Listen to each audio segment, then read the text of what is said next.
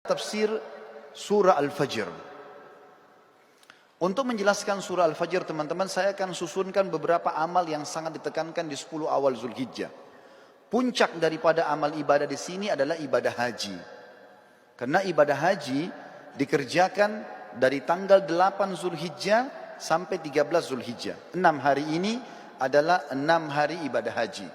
Dari 6 hari ini ada 2 hari hukumnya sunnah, ada 4 hari hukumnya wajib. Yang sunnah hari pertama tanggal 8 Zulhijjah dan hari terakhir tanggal 13 hari terakhir hari tasyrik. Ini sunnah. Tanggal 8 dikenal dengan hari tarwiyah. Makna tarwiyah dalam bahasa Arab adalah orang membawa air lalu menyiramnya di padang pasir sehingga padang pasir itu dari panas menjadi dingin. Itu bahasa Arabnya tarwiyah. Dinamakan tarwiyah karena di lokasi Mina pada saat jemaah haji masuk tanggal 8 Zulhijjah, di zaman dulu itu kering sekali. Bahkan sampai sekarang masih terlihat padang pasir dan juga panas. Maka dinamakan dengan tarwiyah. Jemaah haji disunnahkan masuk hari tarwiyah ke Mina. Kemudian mereka memakai baju ihramnya. Sholat duhur asar jamak qasar takdim. Kemudian mereka duduk berzikir, beribadah, mendengarkan ceramah sampai maghrib dan isya. Mereka juga menjamak maghrib sama isya. Ditakdim isya di waktu maghrib. Kemudian di qasar waktu atau sholat isyanya saja jadi 2 rakaat. Menginap sampai besok pagi. Tanggal 9 Zulhijjah ini dikenal dengan hari Arafah. Jemaah haji pergi ke Arafah, kemudian mereka ibadah di situ dari waktu duha, duhur asar mereka jamak qasar takdim, kemudian mereka tiba sampai maghrib. Sholat maghribnya sunnahnya ditakhir, diterlambatkan di daerah Muzdalifah.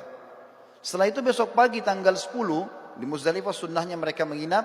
Hari raya Idul Adha tanggal 10 Zulhijjah. Di situ mereka melakukan salah satu dari 3 kegiatan. Kalau sudah dilakukan jemaah haji boleh bertahallul mencukur rambutnya. Yang pertama mereka berkurban. Yang kedua mereka jumrah aqabah atau melontar. Dan yang ketiga adalah mereka tawaf ifadah, tawaf wajibnya haji. Kalau sudah selesai mereka sudah boleh cukur rambut dan ganti baju ihram menjadi baju biasa. Setelah itu mulai tanggal 10 dikenal dengan hari Adha, hari Nahar. Ya. Itu kemudian mereka nginap di Mina sampai tanggal 12 kalau mau nafar awal. Yang pertama meninggalkan dulu, ya, bisa keluar dari Mina setelah itu menyelesaikan haji. Atau kalau yang mau nafar thani tetap tinggal sampai tanggal 13-nya. Di sini mereka jumrah kecil, sedang, besar atau jumrah sugra, wusta dan kubra. Setelah itu baru selesai hajinya. Ini ringkasan ibadah haji. Dan teman-teman sudah tidak asing dengan keutamaan haji. Yang sangat mulia adalah hadis Nabi SAW. Siapa yang haji tidak rafath.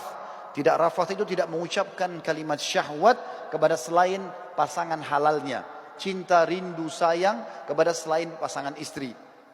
Atau selain suami. Siapa yang haji tidak rafath. Tidak fusuk, berbuat kejahatan. Masuk dalam fusuk juga adalah memeluk, salaman, ciuman dengan selain mahramnya. Kemudian tidak jidal, berdebat-debat dan bertengkar di musim haji. Maka dia akan pulang seperti baru dilahirkan oleh ibunya. Juga sabda Nabi SAW dalam hadis Bukhari Muslim, dua-duanya hadis sahih. Yang tadi juga yang sebelumnya hadis Bukhari Muslim.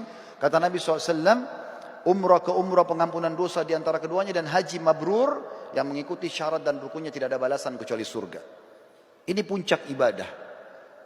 Ibadah yang kedua, saudaraku seiman, adalah bagaimana seseorang berpuasa selama 9 hari dan sholat malam selama 9 malam itu.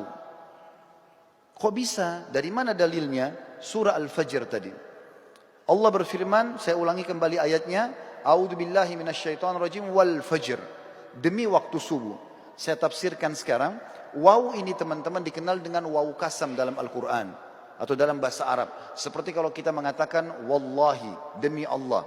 Allah kalau bersumpah dalam Al-Quran dengan menggunakan waw ini, berarti yang datang setelahnya informasi penting yang harus diperhatikan. Mirip dengan firman Allah yang lain, wal asr, demi waktu. Maka di sini juga Allah mengatakan wal fajr. Fajr teman-teman, kalau tidak pakai alif lam dalam bahasa Arab, maka terjemahannya waktu subuh. Tetapi dalam bahasa Arab ada lagi sebuah retorika yang atau dalam grammar bahasa Arab namanya alif lam mu'arraf. Alif lam memperkenalkan sesuatu. Misal begini, kalau saya sedang janjian dengan seseorang di masjid ini misalnya, saya mengatakan, ayo kita janjian ketemu di masjid Az-Zikra. Contoh, Kalau saya dengan teman saya tidak mau lagi menyebut nama Masjid Az-Zikranya, saya cukup mengatakan, ayo kita ketemu di Al-Masjid. Alif lam ini dalam bahasa Arab sudah menutupi nama tempat yang sedang jadi target.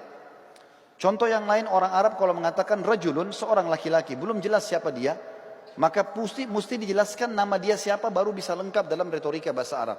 Tapi kalau saya sama teman saya sudah tahu siapa yang kami maksudkan laki-laki siapa, cukup kami mengatakan, ayo kita ketemu dengan ar-rajul pakai alif lam. Allah di sini teman-teman menggunakan alif lam ini, wa al-fajr. Kalau Allah bilang wa fajr, demi subuh, maka subuhnya terbuka sepanjang tahun. Tapi ternyata ada yang Allah inginkan di sini. Wa al-fajr, berarti demi subuh tertentu yang Allah inginkan, kejarlah itu. Dan umumnya ulama tafsir mengatakan ini adalah subuh hari raya Idul Adha. Dan dari sini ulama tafsir hampir seluruhnya sepakat mengatakan Idul Adha lebih afdal daripada Idul Fitri. Setelah sholat Idul Fitri tidak ada ibadah khusus yang diperintahkan. Kalau ada orang mau silaturahim, orang mau ketemu sama temannya, mau ziarah, apa saja, mau lakukan kegiatan-kegiatan positif, boleh saja. Tapi setelah sholat Idul Adha ada ibadah khusus. Allah katakan dalam ayat lain, A'udzubillahi minasyaitonir rajim, fasholli li rabbika wanhar. Salatlah hai Muhammad Idul Adha itu dan berkurbanlah setelahnya. Maka Idul Adha adalah lebih afdal daripada Idul Fitri, walaupun kita kadang-kadang lebih merapengan Idul Fitri di negara kita.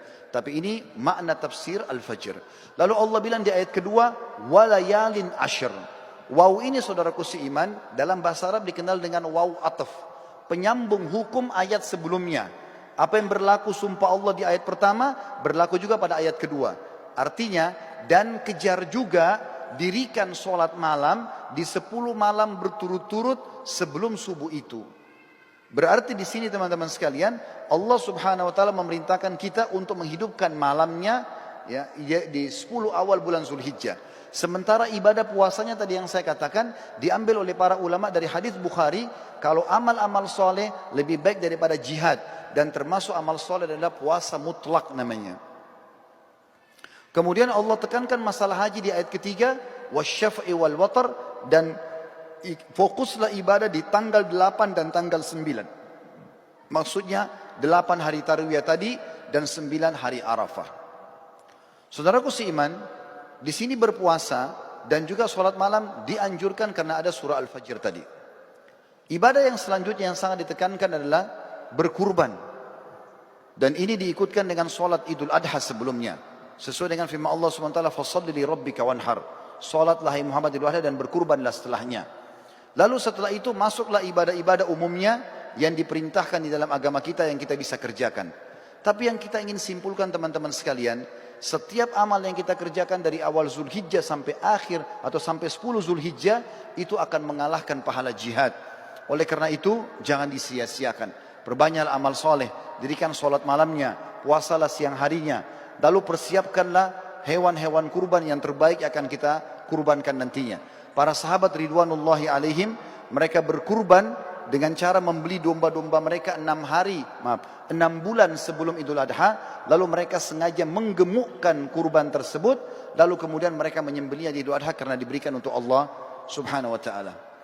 Berhubungan juga dengan masalah ini, sebelum saya menutup khutbah ini, perlu ditekankan tentang masalah Idul Adha. Selain sholatnya yang sudah masyhur 2 rakaat yang kita kerjakan dengan khutbahnya, tapi kurbannya yang perlu digarisbawahi. Kurban ini teman-teman terdiri dari 3 jenis hewan yang sudah masyhur, kambing sama domba umurnya setahun minimal, kemudian sapi kurang lebih 2 tahun dan unta minimal 5 tahun. Tapi dari 3 jenis hewan ini, yang paling ditekankan adalah domba dan kambing. Seringkali saya dengar dari panitia masjid, kalau ada orang-orang kita yang akan menerima daging kurban, mereka kalau melihat vouchernya tertulis daging kambing, mereka tidak mau mengambilnya. Bahkan banyak masjid mungkin tidak melaksanakan kambing ini. Padahal sebenarnya kalau kita mau lihat afdaliyahnya, maka terletak pada domba dan kambing. Dalilnya adalah, yang pertama, Nabi Ismail alaihissalam pada saat tidak jadi disembelih oleh Ibrahim, kira-kira diganti apa oleh Allah? Jawabannya